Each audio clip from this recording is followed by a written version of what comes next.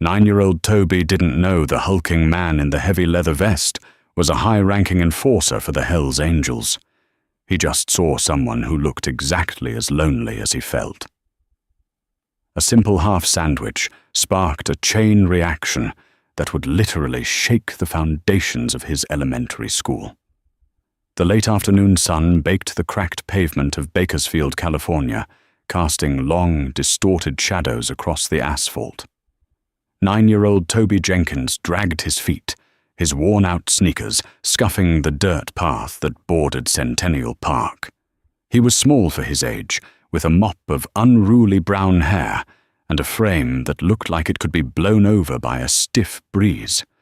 Today, that frame was hunched under the weight of a faded blue backpack and a heavy heart.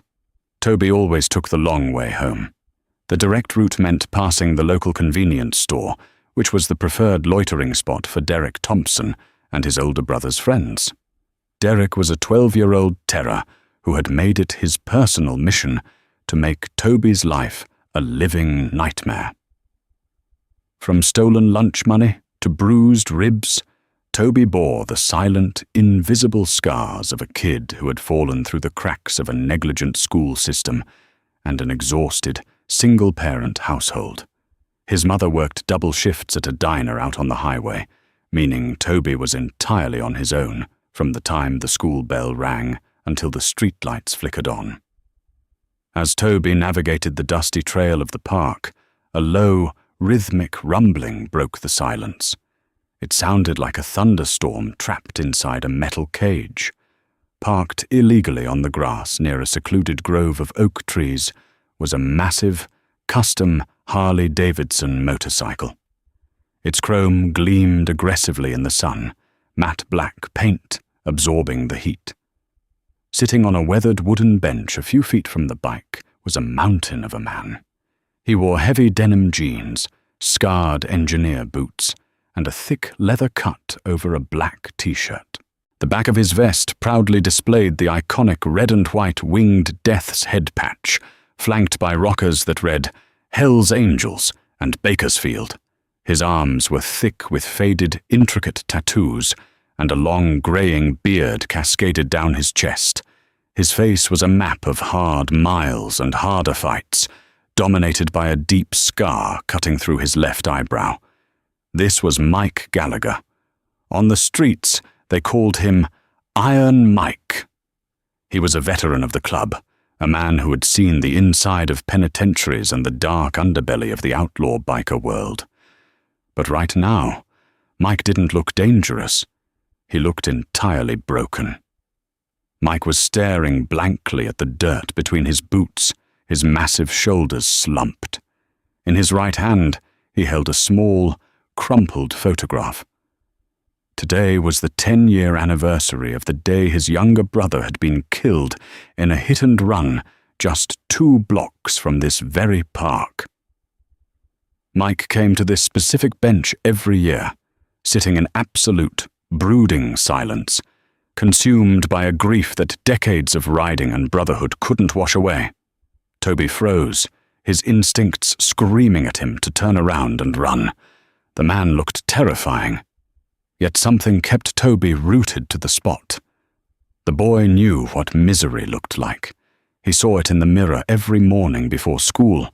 He saw it in his mother's eyes when she looked at the unpaid utility bills.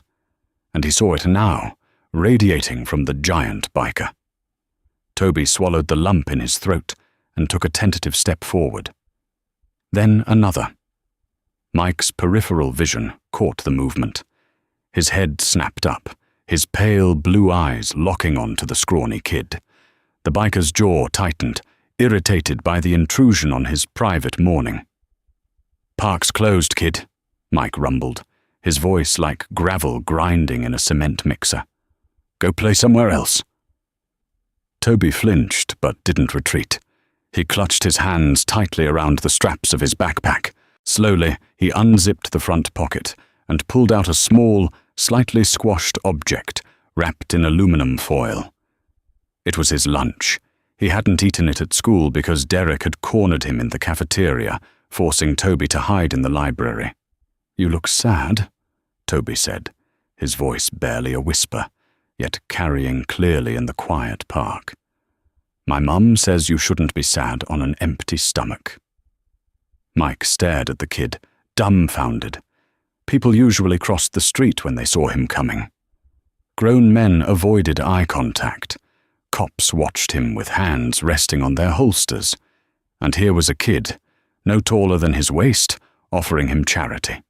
Toby took 2 more steps and gently placed the foil-wrapped package on the edge of the bench, giving the biker a wide berth. It's just peanut butter and jelly, but it's the good jelly, strawberry. Mike looked from the sandwich to the boy. For a fleeting second, the hardened enforcer saw a ghost.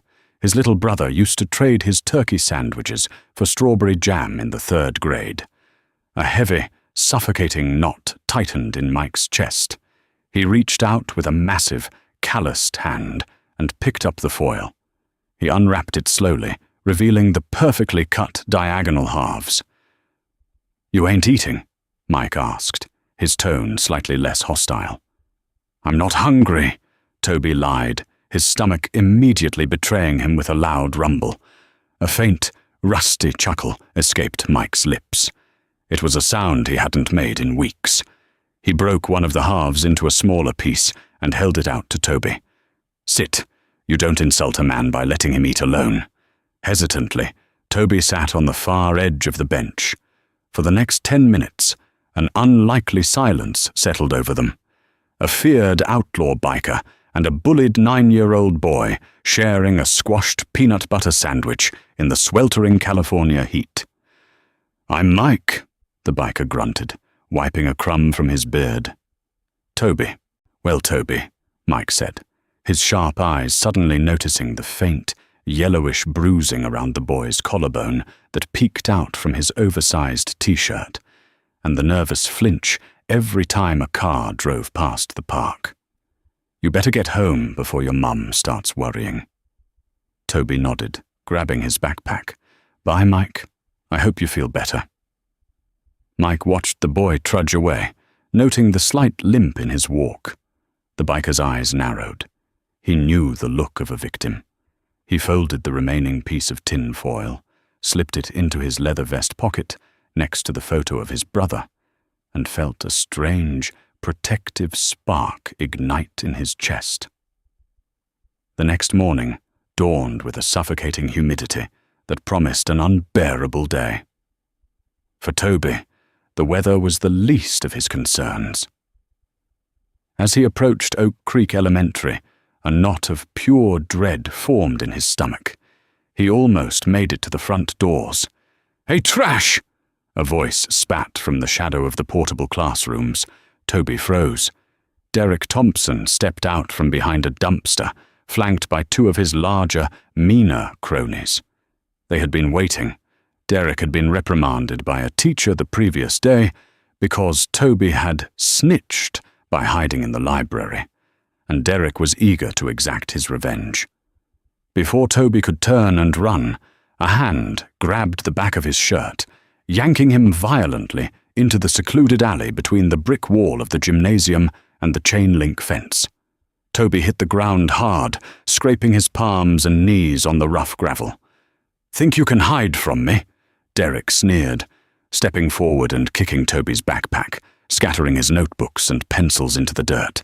"Leave me alone, Derek," Toby pleaded, scrambling backward. One of the older boys laughed, stepping on Toby's hand. "Make us." What followed was a brutal, terrifying 5 minutes. They tore the straps off Toby's backpack, stomped his plastic lunchbox into jagged shards, and shoved him repeatedly into the chain-link fence. When Toby finally tried to push back, Derek delivered a sharp punch to Toby's face, splitting his lip and sending him sprawling into a muddy puddle left over from the morning sprinklers. "Keep your mouth shut, or tomorrow is going to be worse," Derek hissed, spitting on Toby's ruined notebooks before the trio jogged away, laughing as the warning bell rang. Toby dragged himself into the school nurse's office 10 minutes later, covered in mud, blood, and tears. The nurse cleaned his split lip with terrifying indifference, handing him an ice pack before sending him to the principal's office. Principal Harrison was an exhausted administrator who cared more about the school's public image and avoiding paperwork than the safety of his students. He looked at Toby over the rim of his glasses, sighing heavily. "Toby, we've talked about this," Harrison said, leaning back in his leather chair. "You need to stop antagonizing the older boys. If you just stayed out of their way, these accidents wouldn't happen." "He hit me!" Toby cried, pointing to his swollen lip. "They broke my backpack." "Boys will be boys, Toby," Harrison replied dismissively. "Derek claims you tripped and fell into the fence, and 2 other students corroborated his story. I can't suspend a student based on your word alone. I'm sending you home for the day to clean up. I'll call your mother." Toby knew calling his mother meant she would lose a shift's pay to come get him, putting them further in debt. Defeated, shattered, and feeling utterly abandoned by the world, Toby walked out of the office. He didn't wait for his mother. He just started walking. He didn't go home.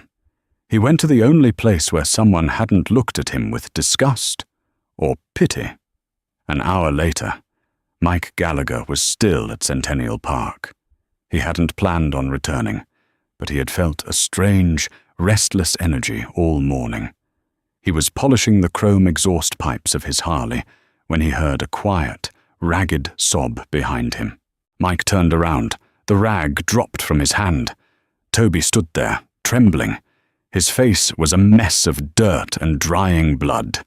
His lip was swollen to twice its size. A dark purple bruise was already blooming on his cheekbone, and his clothes were ripped and caked in wet mud. He was clutching the severed strap of his ruined backpack in one hand. Mike's blood ran cold, instantly replaced by a boiling, terrifying rage. The towering biker closed the distance between them in 2 massive strides, dropping to one knee so he was eye level with the boy. "Who did this?" Mike demanded, his voice dangerously low. Toby couldn't hold it in anymore. The dam broke. He collapsed forward, burying his face into Mike's heavy leather vest, sobbing uncontrollably. He cried for the pain. He cried for his ruined lunchbox.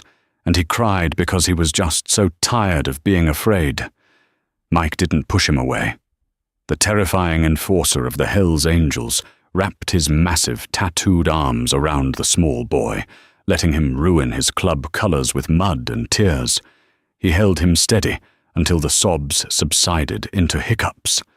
"Tell me," Mike said softly, pulling back just enough to look Toby in the eye. Stammering, Toby told him everything. He told him about Derek Thompson. He told him about the ambush by the portable classrooms. And most importantly, he told him about Principal Harrison, who had looked the other way and sent him home for bleeding on the carpet. As Toby spoke, Mike's demeanor completely changed. The grieving, broken man from yesterday was gone. In his place was a stone-cold tactician, a man who organized defense strategies for an international motorcycle club. The Hells Angels operated on a strict, unyielding code of respect. You didn't touch women, and you never touched children. "Principal Harrison, huh?" Mike muttered, standing up. He seemed to grow another foot in height, blocking out the sun. "And Derek Thompson. Okay, Toby." Mike reached into the inner pocket of his vest and pulled out a heavy, black smartphone. He dialed a number from memory, pressing the phone to his ear. "Yeah, it's Mike," he said into the receiver. The voice on the other end belonged to Richard Reaper Hayes, the president of the Bakersfield Charter. "Reaper, I need a favor," Mike said, his eyes never leaving Toby's bruised face. "No, not club business. Personal. But I need the whole charter." Mike paused, listening to the gruff voice on the other end. A grim, dangerous smile spread across his scarred face. "Yeah. Tomorrow morning. 7:30 a.m. We're taking a kid to school." Mike hung up the phone and looked down at Toby. "You clean up tonight, kid. Get some sleep. Tomorrow, you're not walking to school alone." That evening, the small, cramped apartment felt like a prison cell to Toby. He spent an hour in the bathroom, carefully washing the dried blood from his face with a ratty washcloth, wincing every time the rough fabric brushed his split lip. When his mother, Sarah, finally unlocked the front door just past midnight, smelling of stale diner coffee and industrial bleach, Toby was pretending to be asleep. He lay stiffly under his thin blanket, breathing in a slow, measured rhythm. Sarah cracked his bedroom door open, a sliver of hallway light falling across his bed. She lingered for a moment, her exhausted sigh filling the quiet room, before pulling the door shut. Toby let out a breath he didn't know he was holding. He couldn't bear to see the look of absolute defeat in her eyes if she saw his bruised face. She was already carrying the weight of the world. He refused to add his own suffering to her load. But as the first pale rays of dawn crept through his window blinds, the terror returned. Today was Wednesday. Derek had promised worse. Toby sat on the edge of his bed, his stomach churning with nauseating dread. He dressed slowly, pulling on a clean but faded graphic tee, and his only pair of jeans that didn't have holes in the knees. He gathered his school supplies, stuffing them into a plastic grocery bag since his backpack was destroyed. At 7:15 a.m., Sarah kissed him on the forehead on her way out the door for her morning shift, too rushed to notice the faint swelling that still lingered on his cheek in the dim light of the kitchen. "Have a good day, sweetie. Lock the door behind you," she called out, the deadbolt clicking shut. Toby sat at the small Formica kitchen table, staring at the clock. 7:20. 7:25. It was time to go. His legs felt like lead. Every instinct screamed at him to crawl back into bed and hide, but the school would just call his mother. He had no choice. He walked out onto the front porch of their duplex, locking the door with a trembling hand.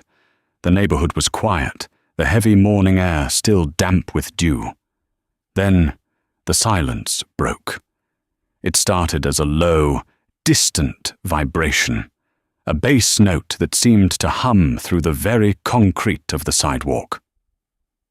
Toby paused at the bottom of his porch steps. The sound grew louder, shifting from a hum to a deep, synchronized roar. It sounded like an earthquake rolling down Elm Street. Down at the intersection, a police cruiser with its lights flashing rounded the corner, moving slowly. But the police car wasn't chasing anyone. It was leading an escort. Behind the cruiser, turning onto Toby's narrow residential street, was a tidal wave of chrome, leather, and roaring V-twin engines. It wasn't just Mike. It was the entire Bakersfield charter of the Hells Angels Motorcycle Club, flanked by members from neighboring chapters who had answered the call. Over 60 heavily modified Harley-Davidsons rumbled in a perfect, staggered formation. The noise was deafening, a glorious, terrifying symphony of combustion that rattled the windows of every house on the block. Neighbors spilled out onto their front lawns, clutching coffee mugs, their eyes wide with shock and fear as the infamous 1%er Outlaw Club took over their quiet street. At the front of the pack rode Mike Gallagher. His massive frame was unmistakable. Riding parallel to him was a man with a graying, slicked-back ponytail and a face that looked like it had been carved from granite. Richard Reaper Hayes, the president of the charter. Mike raised a gloved fist. In perfect unison, the entire column of bikers engaged their clutches and brought the roaring beasts to a halt right in front of Toby's duplex. The engines idled, filling the air with the sharp scent of unburned gasoline and hot exhaust. Mike kicked his kickstand down and dismounted. He walked up the cracked concrete path, his heavy engineer boots thudding against the pavement. He looked down at Toby, his pale blue eyes softening just a fraction. "Told you you weren't walking alone today, kid," Mike rumbled, his voice carrying effortlessly over the idling engines. From behind, Mike stepped Reaper. The president of the charter looked intimidating enough to make grown men cross the street, but he knelt down to Toby's eye level. In his hands, he held a small, custom-made leather vest. It was a perfect miniature of the cuts the men wore. On the back, instead of the full-winged death's head patch, which had to be earned through blood and years of loyalty, it bore a custom rocker that read "Honorary Prospect" above the word Bakersfield. "Mike here says you're a tough kid," Reaper said, his voice a deep, gravelly baritone. "Says you share your rations when a man is down. In our world, that makes you a brother, and nobody lays a hand on our brothers." Reaper held out the vest. Toby, his hands shaking with a mixture of awe and adrenaline, slipped his arms through the armholes. It smelled of fresh leather and motor oil. It fit perfectly. "All right, mount up," Mike said, pulling a spare, glossy black helmet from the sissy bar of his bike. He strapped it securely onto Toby's head. Mike lifted the boy with ease, setting him on the passenger pillion of his massive motorcycle. "Hold on to my belt. Don't let go." Toby wrapped his small arms around Mike's thick leather belt, gripping the heavy buckle. Mike swung his leg over the bike and kicked it into gear. He looked over at Reaper, who gave a sharp nod. With a twist of the throttle, Mike's bike roared back to life, louder than before. The entire column followed suit.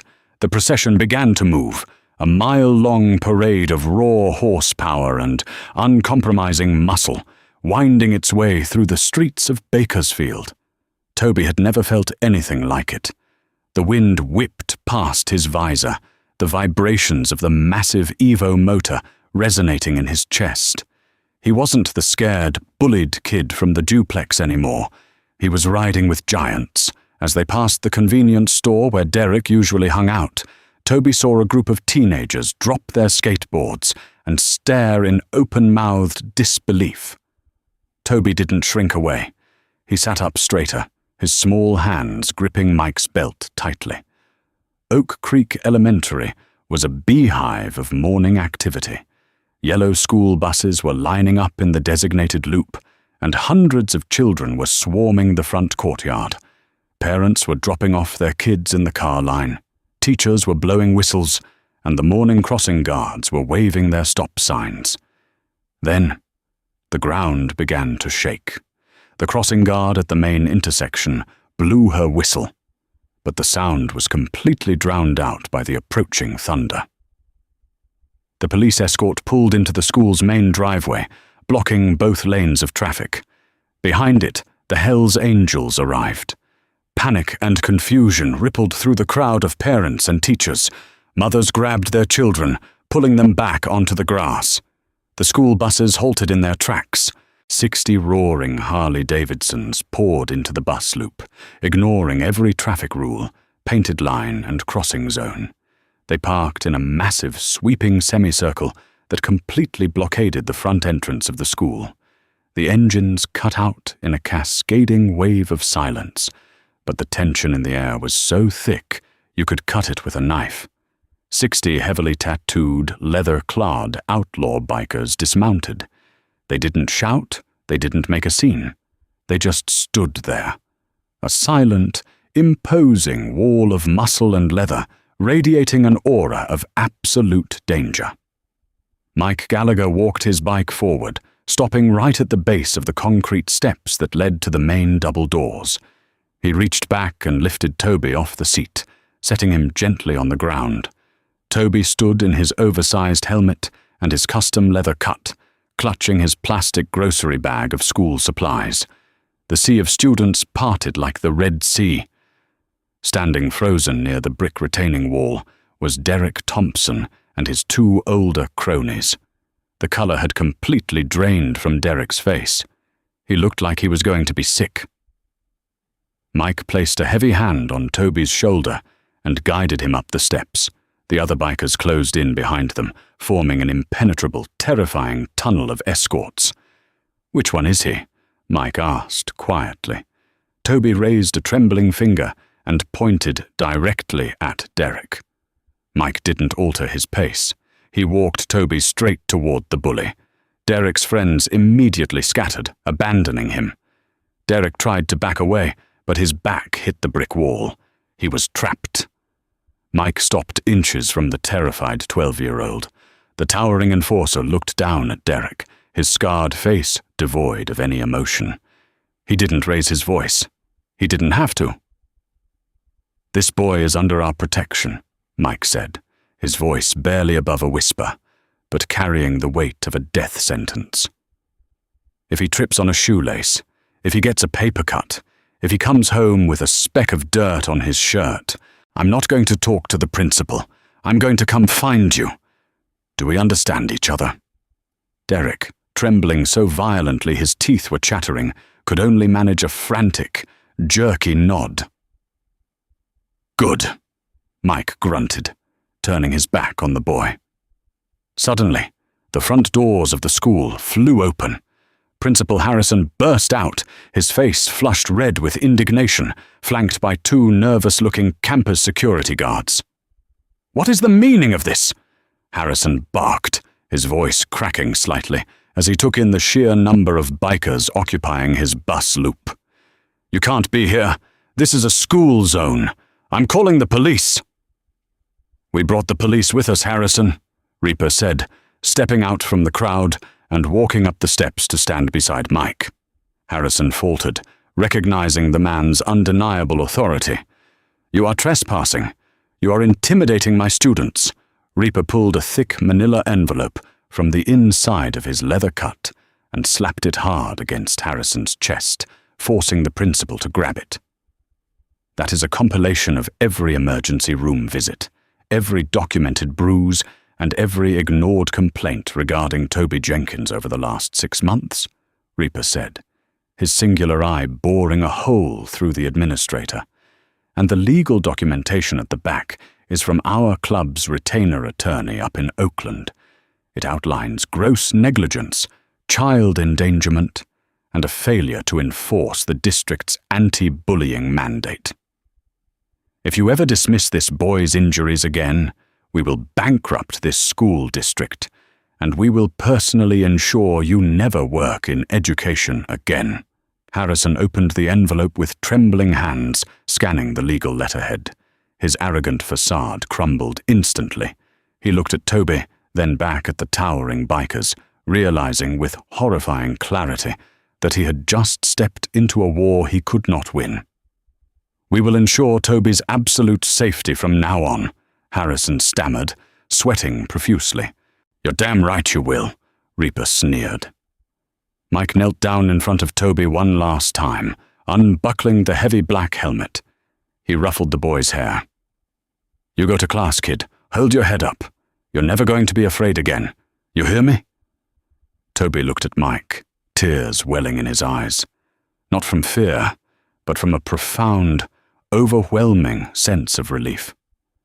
For the first time in his life, he felt safe. "Thank you, Mike."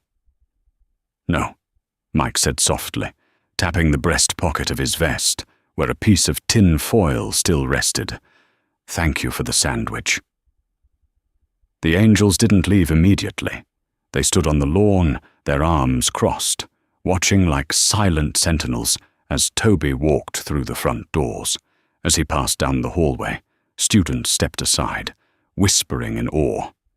He wasn't the weird, poor kid anymore. He was the kid who rode with the angels. Derek Thompson transferred to a different school district 3 days later. Principal Harrison was placed on administrative leave, pending an investigation initiated by the mysterious Los Angeles attorney. As for Mike Gallagher, the empty, aching hole left by his brother's death finally began to heal. He started showing up at the Jenkins duplex on weekends, helping Sarah fix her car and teaching Toby how to use a wrench. A half-eaten peanut butter sandwich hadn't just saved a boy from a bully. It had given a lost, hardened outlaw a reason to care again. What an incredible true story of brotherhood and unexpected heroes. Sometimes, the most terrifying people on the outside have the biggest hearts on the inside, proving that a single act of kindness can literally change your life. If this story gave you chills and warmed your heart, hit that like button, share this video with your friends, and subscribe to the channel for more amazing real-life stories.